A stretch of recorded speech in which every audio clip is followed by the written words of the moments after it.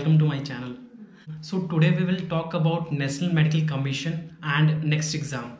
So we all know that the National Medical Commission has come into the force from September 25, 2020, and thereby it replaces the MCI, which is Indian Medical Council Act 1956, and they also replaced the Board of Governance, which is superseded the MCI on 26 September 2018. They have also been dissolved. So as a result, most awaited NMC will start to function effectively. And last year we know that National Medical Commission Act 2019 was passed by both houses of parliament, Rajya Sabha and Lok Sabha.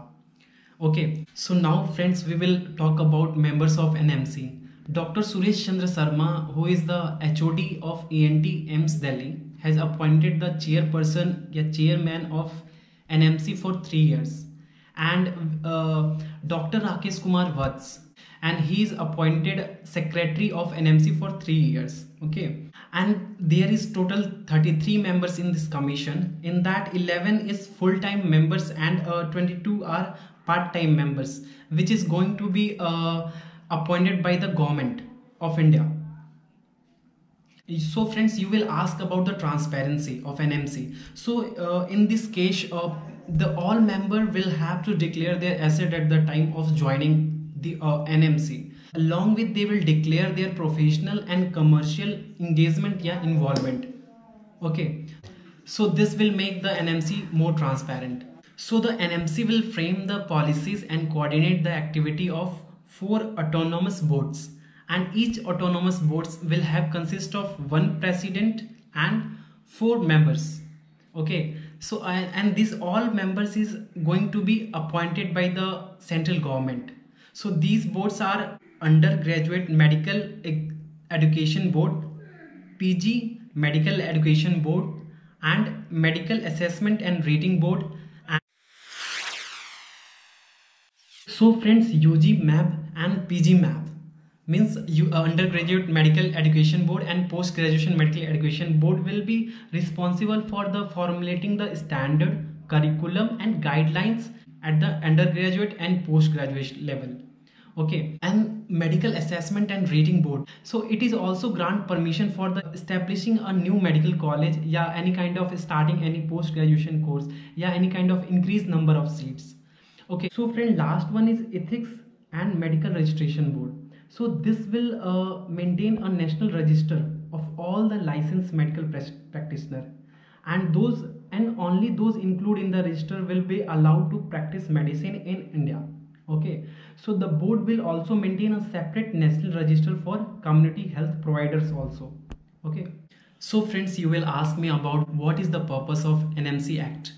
So friends, it's simple. It's a very simple, and it is to provide for a medical education system that is improve access to the quality and affordable medical education in India. And friend, it's also ensure the availability of high quality medical profession in all part of our country. Okay, so it will improve the quality and affordable medical education in all part of India. And friends, it will promote the national health goals, and they will encourage the medical professionals to adopt the latest medical research in their work. So they will promote the national health goals, medical research, transparency and ethical standards. So friends, you can say that this is the purpose of NMC Act 2019. Okay.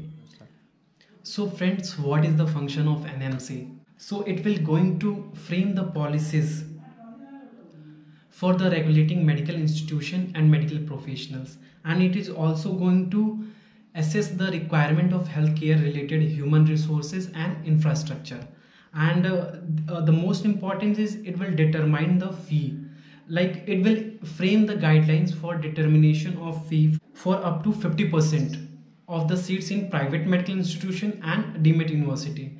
And so friend, the NMC may grant a limited license to certain mid-level practitioner who may prescribe a specific medicine in the primary and preventive health care. In any other cases, like these practitioners may only prescribe medicine under the supervision of registered medical practitioners. And friends, now we will talk about the next National Exit Exam.